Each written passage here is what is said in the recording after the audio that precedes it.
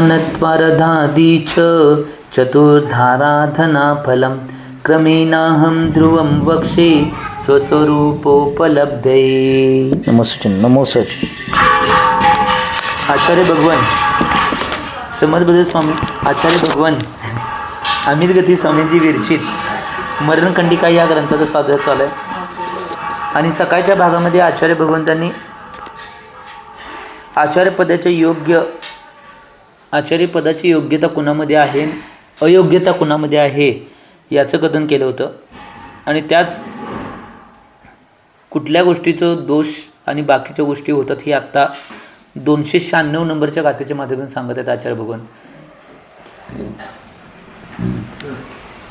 यह पिंडमुपधिं शय्यां दूषणे रुद्रमादिभिः गृह्णीति रहितां योगी संयत स निगद्यते. आचार्य भगवान काय म्हणतात, जो आहार, उपकरण और वसतिका को उद्गम, उत्पादन एवं ऐष्णा आदि दोषों से रहित ग्रहण करता है, अर्थात दोष युक्तों को ग्रहण नहीं करता, वह योगी संयत कहा जाता है. संयत कुणा म्हणलेलं आहे की आहार, उपकरण आणि वसतिका हे उद्गम, उत्पादन आणि ऐष्णा आदी दोषांना रहित ग्रहण करतात. कुठलेही दोष न लावता ह्या तिन्ही गोष्टी ग्रहण करतात. तो कारण की दोषांना तो ग्रहण करत नाही, तो योगी संयत योगी आहे म्हणून म्हणलेला आहे इथं आचार्य भगवंतांनी. कारण की जर दोषासहित ग्रहण करत असेल तर तो संयत नाही असं त्यांना म्हणायचं आहे, या अपेक्षेने सांगितले. त्यामुळे जो योगी अशा पद्धतीनं ग्रहण करणार आहे, कुठलेही दोष न लावता आहार, वसतिका आणि उपकरण या सगळ्या कुठल्याही गोष्टी दोष न लावता ग्रहण करणार आहे, तो संयत साधू आहे म्हणून सांगितलेलं आहे. आता पुढे सांगतात आणि परत समय गणी मर्यादा तेषामाचार चारिणाम स्वच्छद्धेन प्रवर्तेत लोकसौख्यानुसारिणाम. तर आचार्य बघून इथं काय म्हणतात, ज्ञानाचार आदि 5 प्रकार के आचार का आचरण अर्थात पालन करने वाले जो गणी है, उन गणियों को यह गणधर मर्यादा आगम्य कही है. जो लोक सुख के अनुसार अथवा लोक के अनुसार चलने वाले तथा स्वच्छंदता से प्रवर्तन करने वाले हैं, उनकी गणधर यह मर्यादा सूत्र में नहीं कही. म्हणजे काय सांगितलं, ज्ञानाचार आदी 5 प्रकारच्या आचारांचं आचरण करणारे, पालन करणारे जे गणी आहेत त्यांना गणींच्यासाठी गंधर मर्यादा आगममध्ये सांगितल्या आहेत. म्हणजे लोक सुख अनुसारान किंवा लोकाच्या अनुसार चालणारे आणि स्वच्छंदाने प्रवर्तन करणारे त्यांची गंधर ह्या मर्यादा सूत्रामध्ये सांगितले नाही. आता ते पुढे सांगणार आहेत काय आहे. तर 5 आचार कुठले आहेत, दर्शनाचार, ज्ञानाचार, चारित्राचार, तपाचार आणि वीर्याचार, हे 5 आचार प्रवर्तन करणारे. आता ते सांगतात सूत्र में गंधर की क्या मर्यादा कही है, लोक सुख और स्वच्छंद प्रवर्तन का क्या भाव है ते सांगायला जातात. ज्ञानाचार, दर्शनाचार, चारित्राचार, तपाचार और वीर्याचार, इन पंचाचारों को निर्दोष रीत्या जो स्वयं पालन करते हैं और दूसरों को पालन कराते हैं, उन्हें गणधर अर्थात आचार्य कहते हैं. गणधर की यही मर्यादा आगम में कही गई है, अर्थात जो स्वयं पंचाचार का पालन करता है, लौकिक सुख में नहीं प्रवर्तता है तथा आगमानुसार आचरण करता है, वही आचार्य बन सकता है, अन्यथा नहीं. क्योंकि जो स्वयं शिथिल आचरण वाला है वह अन्य साधुजनों को निर्दोष चारित्र पालन नहीं करा सकता, अतः वह आगम की मर्यादा की बहिर्भूत है. म्हणजे काय सांगितले, ज्ञानाचार, दर्शनाचार, चारित्राचार, तपाचार, वीर्याचार या पंचाचाराचं निर्दोषरित्या जो स्वयं पालन करतोय आणि दुसऱ्यांच्याकडनं पालन करून घेतोय, ते गंधर किंवा ते आचार्य आहेत म्हणून म्हटलेलं आहे, असं म्हटलेलं आहे. आणि गंधरांची जी मर्यादा आगममध्ये सांगितलेली आहे त्या काय सांगितल्या, स्वयं पंचाचाराचं पालन करतात, लौकिक सुखामध्ये नाही प्रवर्त करत नाहीत, आगमानुसार जे आचरण करत असतात तेच आचार्य बनू शकतात, अन्यथा नाही. कारण की का, जे स्वतः शिथिल आचरणवाले असतील ते दुसऱ्या साधूजनांना नाही निर्दोष चारित्र्याचं पालन काय करू शकणार आहेत. म्हणून ती आगमाची मर्यादाच्या बहिर्भूत हे सांगितलेलं आहे की त्याची मर्यादा काय आहे. पुढं आणि सांगतात परत, लोकसुख या लौकिक सुख में मिष्टाहार या यथेष्ट भोजन करना, कोमल शैया पर शयन करना, मनोहर वसितिकाओं में निवास करना, नेत्रों को तृप्त करने वाले चल चित्रादि देखना और कर्ण प्रिय संगीत आदि सुनना, इन्हीं विषयों में रत रहना या इन्हीं के अभिलाषा की पूर्ती के उपक्रम करना. काय म्हणले? लोकसुख किंवा लौकिक सुख काय आहे? ते मिष्ट आहार किंवा यथेष्ट भोजन करायचं. कोमल शय्या म्हणजे जी शय्या आहे वसतिका, त्या कोमल शय्यावर आणि मनोहर जी वसतिका आहे त्याच्यामध्ये निवास करणे, एक ते झोपण्याची हे आणि गुंफासुद्धा याला सुद्धा म्हणतात. नेत्रांना तृप्त करणारे चलचित्र आदी बघणे आणि कर्णप्रिय जे संगीत आहे, जे कानाला चांगलं वाटेल असं संगीत ऐकत बसणे, या विषयामध्ये जे रत राहणार आहेत याच्या अभिलाषेची पूर्ती करण्याचे उपक्रम करत राहायचं. त्याला सांगितलंय लोकसुख आणि लौकिक सुख. पुढे आणि म्हणतात, शास्त्र में असंयम और विधर्मी लोगों के साथ संसर्ग और गृहस्थ जैसे सुखों में आदर, ये बातें आचार्य और मुनियों के लिए निषिद्ध कही गई है. किंतु जो आगमाज्ञा की अवज्ञा कर इन्हीं बातों को श्रेय देते हैं एवं जो इनमें ही अहरनिश अनुरक्त रहते हैं वे स्वच्छंद कहे जाते हैं. आगम के आज्ञा को लोप करने वाले या विषयासक्त ऐसे मुनी आचार्यत्व के योग्य नहीं है. काय म्हटलेलं बघा, शास्त्रामध्ये असंयमी आणि विधर्मी लोक आहेत त्यांच्याच संसर्गामध्ये राहायचं आणि गृहस्थ त्यांच्याकडे सुखाचा आदर करायचं नाही. ही गोष्टी आहेत की नाही ते आचार्यांनी मुनींसाठी निषिद्ध आहे. काय सांगितले बघा, सांगाले की ते कसं बघा. शास्त्र असंयमी आणि विधर्मी लोक, असंयमी कोण? जे संयमाचं पालन करणार आहेत, आणि विधर्मी कोण? मिथ्यादृष्टी, याला सांगितले. त्यांच्याबरोबर संसर्ग आणि गृहस्थांच्या सुखामध्ये आदर.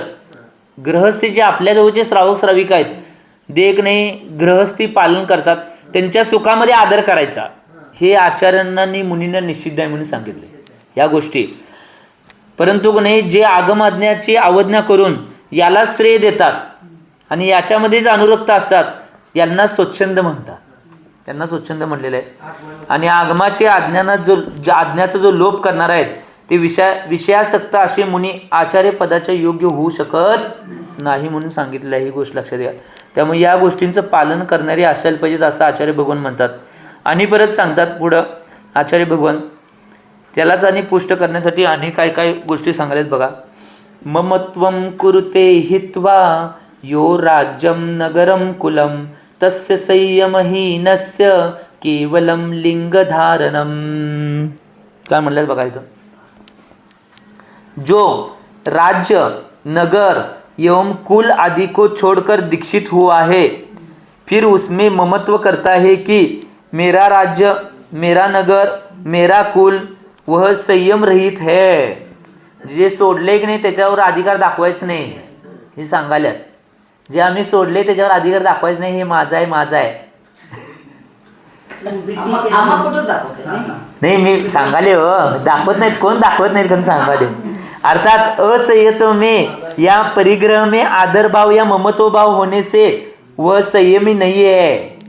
म्हणजे असंयत आणि परिग्रहामध्ये आदरभाव किंवा ममत्वभाव ठेवणे ते संयमी नाहीत. उसका मुनी बनना मात्र वेश धारण करणं आहे. त्यांचं मुनी बनणे मात्र वेश. काय सांगते बघा, जे राज्य नगर कुल आदीला सोडून जे दीक्षित झालेले आहेत त्यांनी परत का नाही त्याच्यावर ममत्व करणे, हे माझं राज्य आहे, हे माझं नगर आहे, हे माझं कुल आहे, मी या कुलातला आहे, ते जे कोण असं म्हणत असतील ते संयम रहित आहेत म्हणून सांगितलेलं आहे. म्हणजे असंयत किंवा परिग्रहामध्ये आदरभाव किंवा ममत्व वाटवणे हा संयम होऊ शकत नाही. आणि असे मुनी नुसता वेश मात्र धारण केल्यात मुनीचा, ते मुनी नाहीत हे आचार्य भगवान म्हणल्यात. मी काय म्हटलं नाही तर आचार्य भगवंतांनी सांगितलं असं. आम्ही याचं चिंतन करणं आवश्यक आहे. त्यामुळे या गोष्टी जेवढ्या प्रमाणात आम्हाला पालन करता येईल तेवढं करणं आवश्यक आहे. प्रवासनेमीच्या गावात एक एक म्हणजे महाराजी जात नाही म्हणजे का ते गावात गेलं नाही असा काय एक एक जात नाहीत ते त्यांचा विषय असेल, परंतु असा काय नाही. हे बघा, पूर्वाश्रमीचं गाव असेल, पूर्वाश्रमीचं घर असेल, या गोष्टी त्यांना बी श्रावकाप्रमाणे त्यांना बी गुरुंब्याप्रमाणे सगळ्या गावांच्या प्रमाणे मांडला तर चांगलं झालं ना. मग जर तुमच्यात ममत्व राहिलं असेल अजून मग तुमचं गाव तुमच्या मनात आहेच की. प्रथमाचार्य शांतीसागरांच्या नाही चारित्र्य कृती या ग्रंथामध्ये पंडित सुमेरचंद्र दिवाकरने एक उदाहरण दिले. शांतीसागरांचं एक संस्मरण आहे. शांतीसागर महाराज ज्यावेळी एक नाही ह्याला चाललेले शिखरजीला पायी विहार करत होते शिखरजीसाठी. त्यावेळी शिखरजीला जात असताना नाही काय झालं माहिती काय, जरा गडबड होती म्हणून दुपारच्या सामायिकसाठी एका झोपडीत बसले.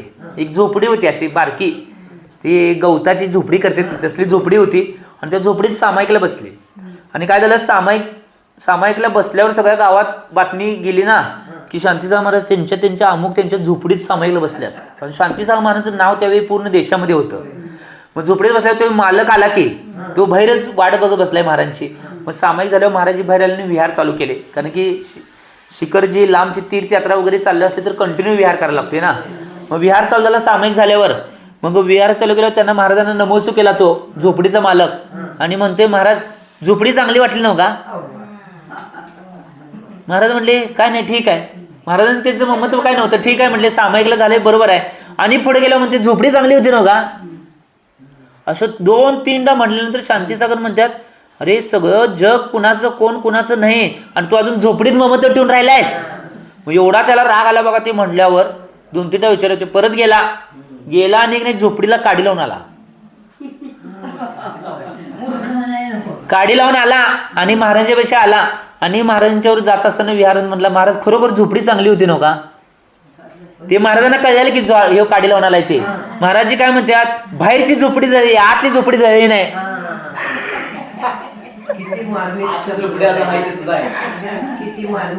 मग कसं तसं कोण जर दीक्षा घेतला असेल आणि जर काही आतलं जळ नसेल तर काय उपयोग?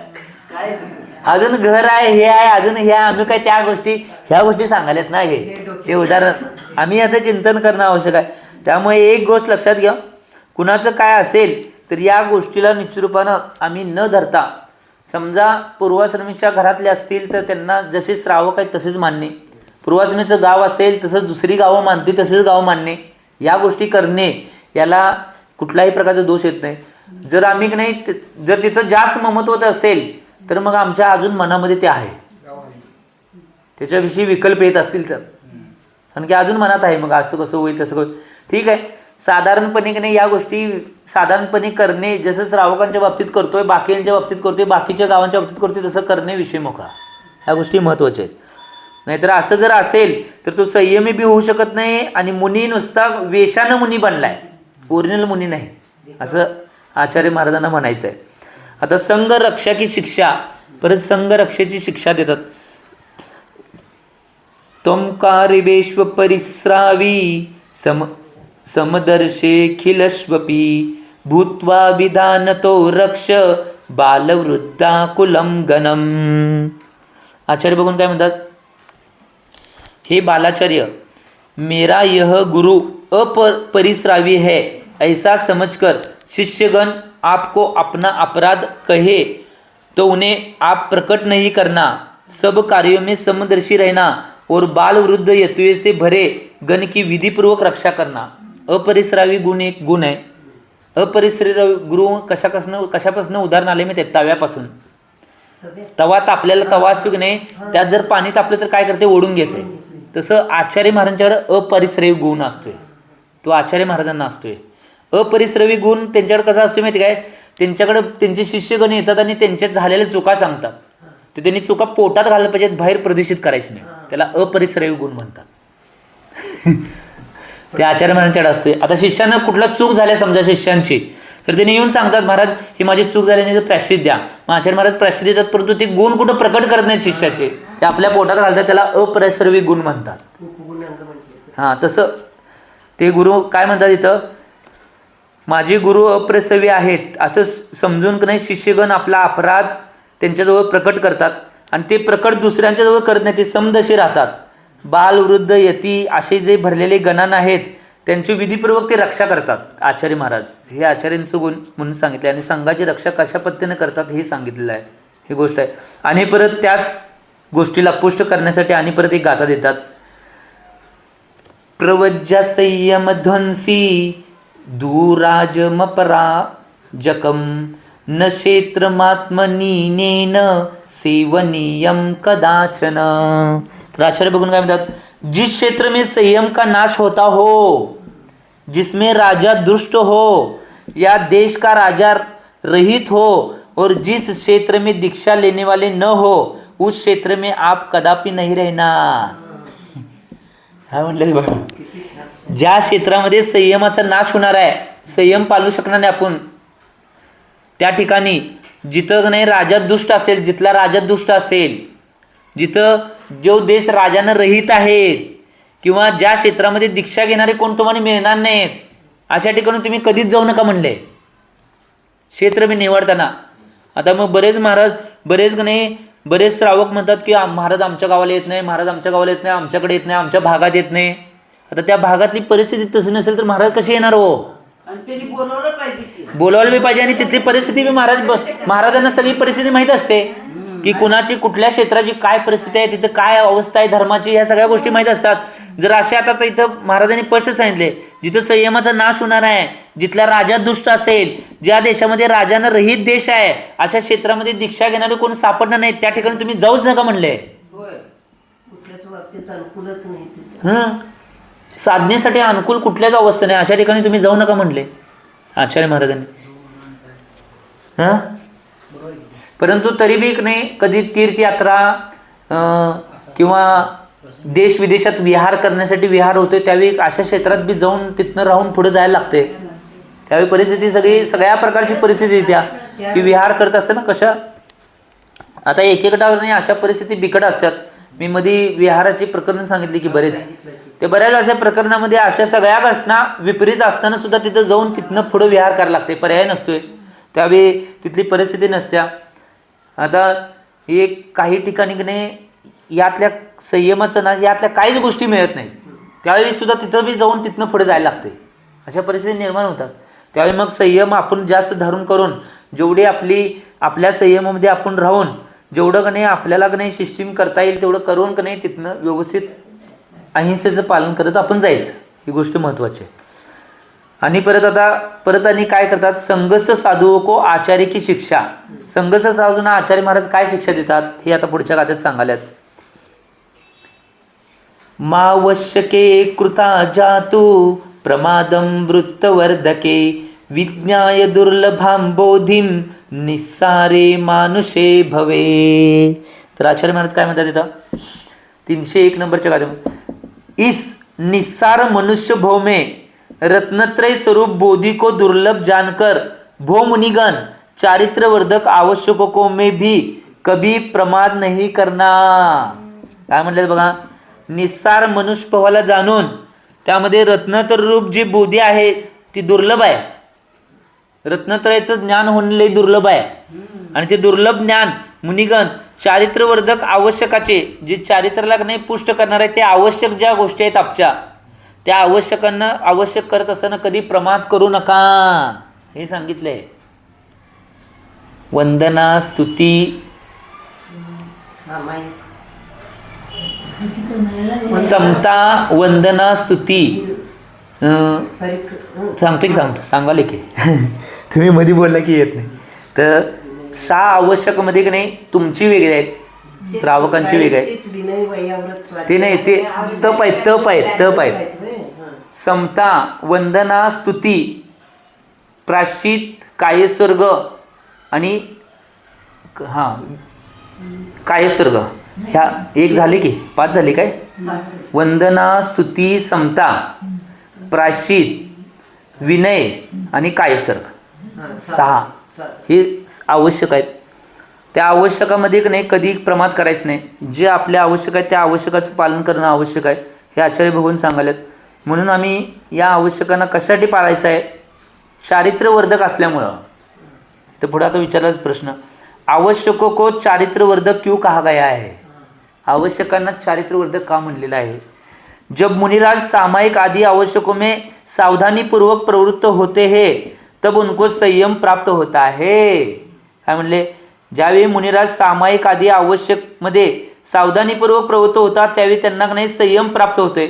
सावध्य क्रिया का त्याग होने पर जो कर्मों को संतप्त करता है, म्हणजे सावधानीपूर्वक ज्या क्रिया केल्यानंतर त्या सावध्य याचा अर्थ काय, जीवांचा नाश होणे, तर त्याचा न नाश होता त्या क्रिया करणे, सावधानीपूर्वक त्या क्रिया झाल्यानंतर का नाही त्या कर्मांचा संतप्त होणार आहे.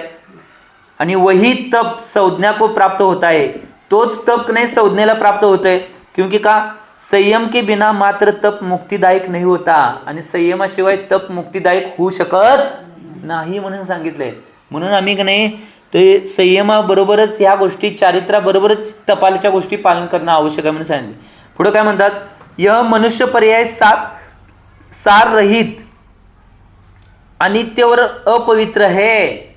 काय सांगते बघा, मनुष्य पर्याय सुद्धा सार रहित आहे, अनित्य आहे, अपवित्र आहे. ह्या गोष्टी आहेत म्हणून सांगितले. इसमें दीक्षा लेणं दुर्लभ आहे. काय म्हटले बघा, यामध्ये दीक्षा घेणे सगळ्यात दुर्लभ आहे. मनुष्य पर्यायामध्ये मनुष्य पर्याय सार रहित जरी असला, अनित्य असला, अपवित्र असला, त्यात दुर्लभ काय आहे, दीक्षा घेणे हे दुर्लभ आहे.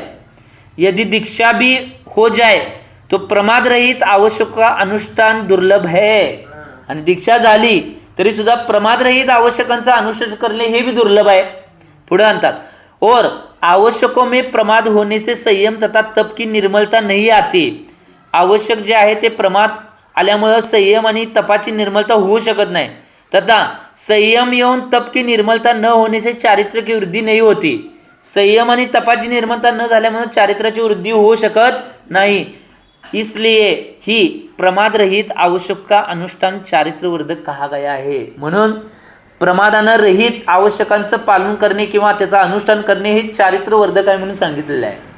की आवश्यकांचं पालन केल्यामुळंच चारित्र्य आमचं वाढणार आहे म्हणून आचार्य भगवंतांनी सांगितलेलं आहे. आता पडत आणि की नाही त्या आणि मुनींना उपदेश द्यालेत की काय काय सोडून आम्ही कसं करायला पाहिजे, काय काय गोष्टी पालन करायला पाहिजेत, काय काय नको, या गोष्टीचं परत आणि आचार्य भगवान सांगायलेत. संज्ञा गौरव रौद्रार्थ ध्यान कोपादिवर्जिता समिता पंचभिर्गुप्ता गुप्त स्त्रीर्तिभी भवत सर्वदा. तर आचार्य भगवान काय म्हणतात, हे मुनिगण, आप सदा 5 समितियों से एवं अशुभ मन वचन काय रूप 3 गुप्तियों से युक्त 4 संज्ञा 3 गारव आर्तरोध ध्यान और क्रोधादि कषय से रहित प्रवर्तन करे. काय म्हटलेलं आहे बघा, काय काय सांगितले बघा. हे मुनी किंवा साधू साध्वी, आपण कायमस्वरूपी काय कराय, 5 समिती 3 गुप्तींचं पालन, त्यानंतर 4 संज्ञा आहार भय मैथून परिग्रह, 3 गारव रुद्धी रस आणि साता, हे आर्त्र रौद्र ध्यान आणि क्रोधादी कषयापासून रहित प्रवर्तन करा म्हणून सांगितले. ही गोष्ट महत्त्वाची आहे. आम्ही याचं चिंतन करणं आवश्यक आहे. या गोष्टीचं चिंतन आम्ही जीवनामध्ये करणं आवश्यक आहे म्हणून सांगितलेलं आहे. आम्ही या गोष्टीचं चिंतन आणि मनन करायलाच पाहिजे म्हणून सांगितलं आहे. या गोष्टी महत्त्वाच्या आहेत, आचार्य भगवंतांनी सांगितलेलं आहे, म्हणून आम्ही या गोष्टीचं पालन करायला पाहिजे. मी एवढीच भावना करतो आहे की तुम्हीसुद्धा तुमच्या जीवनामध्ये या सगळ्या गोष्टींचं पालन करावं, या सगळ्या गोष्टी आपल्या जीवनामध्ये पालनात आणाव्या एवढी भावना करतो आणि वाणीला विराम देतो. जे बोलो आचार्य भगवान श्री सन्मती सागरजी महाराज की.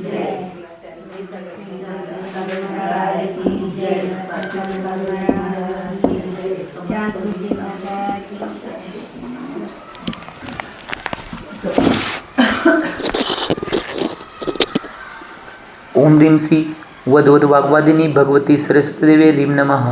ओम ह्रीं श्री वदवद वाग्वादिनी भगवती सरस्वती देवी ह्रीं नमः. ओम ह्रीं श्री वदवद वाग्वादिनी भगवती सरस्वती देवी ह्रीं नमः. ओम ह्रीं श्री वदवद वाग्वादिनी भगवती सरस्वती देवी ह्रीं नमः. ओम ह्रीं श्री वदवद वाग्वादिनी भगवती सरस्वती देवी ह्रीं नमः. ओम ह्रीं श्री वदवद वाग्वादिनी भगवती सरस्वती देवी ह्रीं नमः. ओम ह्रीं श्री वदवद वाग्वादिनी भगवती सरस्वती देवी ह्रीं नमः. ओम ह्रीं श्री वदवद वाग्वादिनी भगवती सरस्वती देवी ह्रीं नमः. नमस्तु. स्वाध्याय निष्ठापन क्रियाएं पूर्वाचरण क्रमेण सगगम शास्त्रम भावपूजा वंदना सुसमितम. श्रीमत् श्री